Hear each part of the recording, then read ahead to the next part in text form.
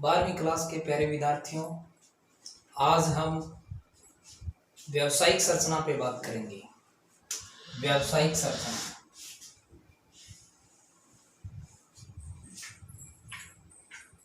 पहले तो हम व्यावसायिक संरचना का अर्थ जानेंगे। व्यावसायिक संरचना का अर्थ कि किसी भी देश या किसी भी क्षेत्र की जो कुल जनसंख्या है, कुल जनसंख्या, उसमें से कितनी जनसंख्या कार्य में या किसी व्यवसाय में शामिल है, उसे व्यावसायिक संरचना कहते हैं।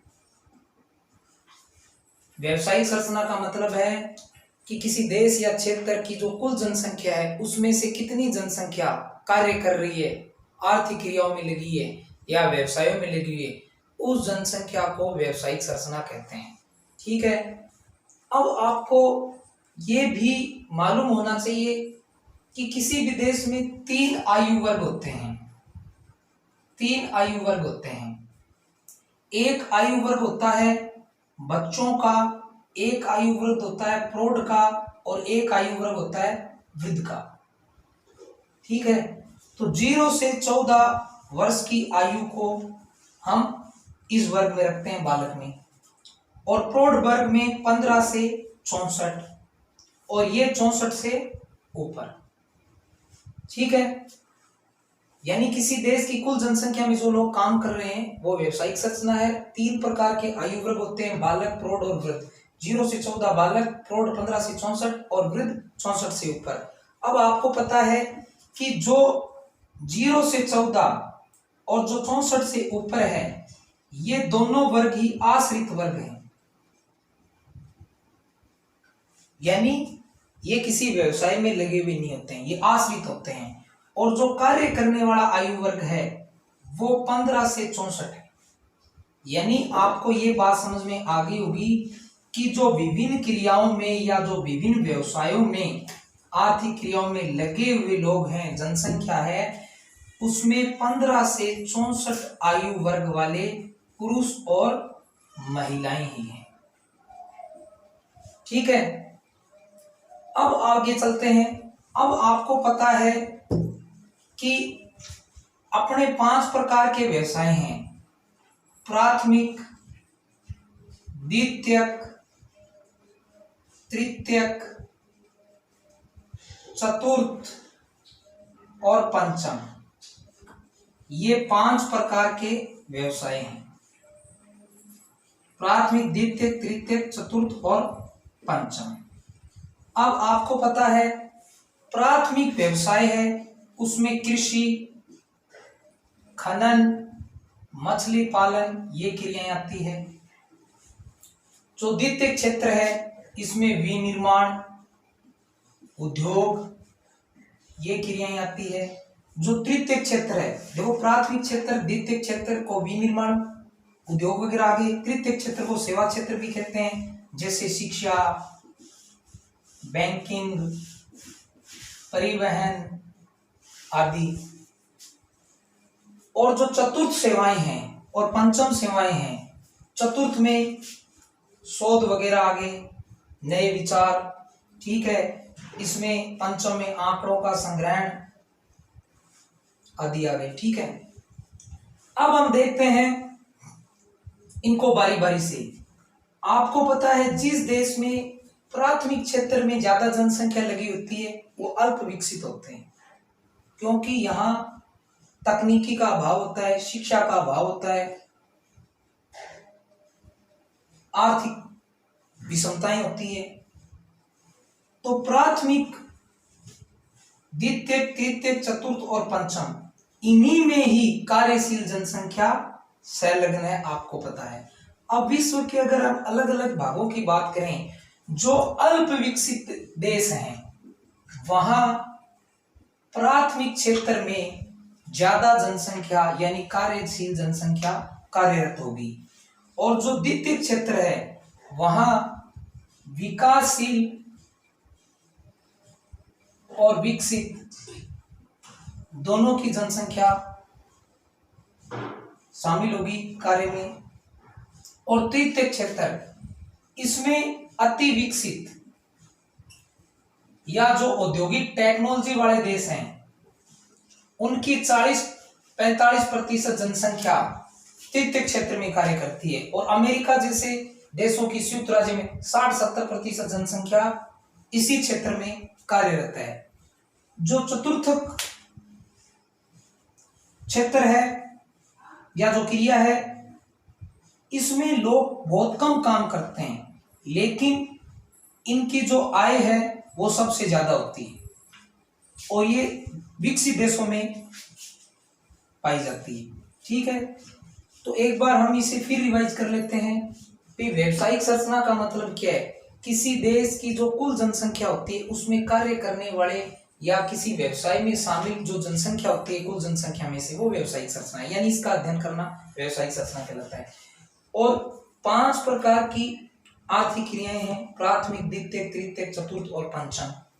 प्राथमिक में कृषि, खनन, मछली पालन, द्वितीयक में विनिर्माण उद्योग, तृतीयक में शिक्षा, बैंकिंग, परिवहन, चतुर्थ में शोध वगैरह और पांचवें में आंकड़ों का संग्रहण वगैरह, ये चीजें आती हैं। ठीक है, अब आपको पता ही है कि भी जहां शिक्षा ज्यादा होगी, तकनीकी ज्यादा होगी, वो देश अति विकसित होंगे, और जहां पर गरीबी, तकनीकी का अभाव होगा, वो देश अल्प विकसित होंगे।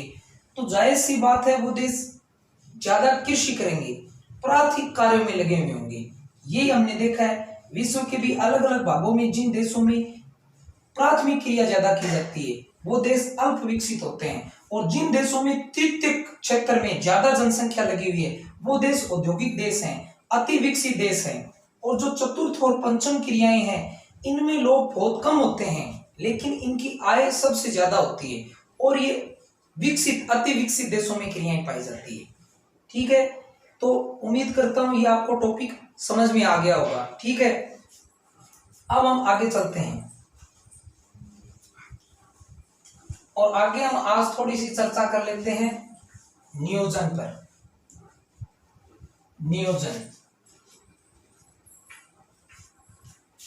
नियोजन का मतलब क्या है? नियोजन का मतलब है योजना बनाकर विकास करना,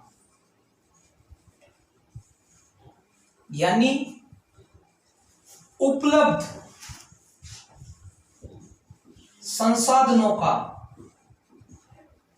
सही तरीके से उपयोग करते हुए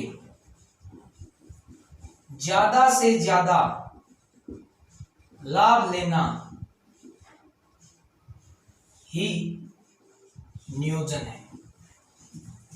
यानी जब हम अपने उपलब्ध संसाधनों का सही तरीके से उपयोग करते हुए उनका ज्यादा से ज्यादा फायदा लेते हैं, लाभ लेते हैं, तो ऐसी जो प्रक्रिया है उसको नियोजन कहा जाता है। यानी योजना बनाकर विकास करना, यानी संसाधनों के अपव्यय को रोकना, उनका सही प्रयोग करना और उनका ज्यादा से ज्यादा लाभ उठाना, ये क्या कहलाता है? नियोजन कहलाता है। ठीक है, अब देखो, आपको पता है जब भारत स्वतंत्र हुआ तो उसमें हमारे सामने कई समस्याएं थी, बेरोजगारी भी थी, खाद्यान्न की कमी भी थी। तो भारत ने नियोजन द्वारा विकास करने की पहल की।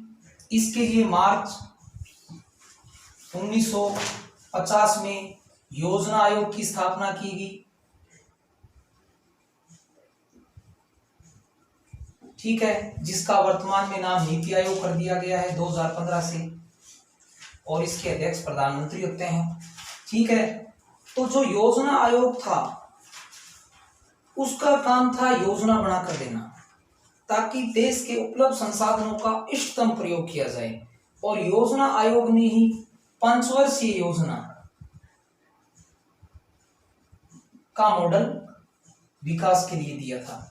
और आपको पता है 12 5 वर्षीय योजनाएं अब तक बन चुकी है। जो 2017 में 12वीं पंचवर्षीय योजना अभी नहीं चल रही है 2017 के बाद। तो ये योजना आयोग ने 5 वर्षीय योजना दी, ठीक है। अगर हम नियोजन के रूप की बात करें, भी नियोजन के कितने रूप होते हैं, तो नियोजन के 2 रूप होते हैं। एक होता है खंडीय नियोजन और एक होता है प्रादेशिक नियोजन। खंडीय नियोजन और प्रादेशिक नियोजन, ये नियोजन के 2 रूप हैं। खंडीय नियोजन का मतलब क्या है, जो अर्थव्यवस्था है उसके जो विभिन्न क्षेत्र हैं, जैसे प्राथमिक द्वितीयक तृतीयक अभी पढ़ के हैं, कृषि, उद्योग, परिवहन वगैरह, यानी अर्थव्यवस्था के विभिन्न सेक्टर जैसे कृषि, उद्योग, परिवहन, इनमें योजना बनाकर विकास करना खंडीय नियोजन कहलाता है। जबकि प्रादेशिक नियोजन का मतलब होता है कि किसी प्रदेश के उपलब्ध संसाधनों का योजना बनाकर उस प्रदेश के विकास के लिए प्रयोग करना, उस प्रदेश के लिए। यहां तो अर्थव्यवस्था का कोई भी क्षेत्र हो सकता है, कृषि, उद्योग, परिवहन, लेकिन प्रादेशिक नियोजन में क्या है, उस प्रदेश के विकास के लिए हम उस प्रदेश के उपलब्ध संसाधनों का प्रयोग करेंगे और उस प्रदेश का विकास करेंगे, इसे प्रादेशिक नियोजन कहते हैं। जैसे आगे हम पढ़ेंगे मरुस्थलीय विकास कार्यक्रम, तो मरुस्थलीय क्षेत्रों का विकास करना था। तो आशा करता हूं आपको ये समझ में आ गया होगा, और इससे अगर कोई आपको बात समझ में नहीं आई है तो आप संपर्क कर सकते हैं या कमेंट बॉक्स में लिख सकते हैं। धन्यवाद।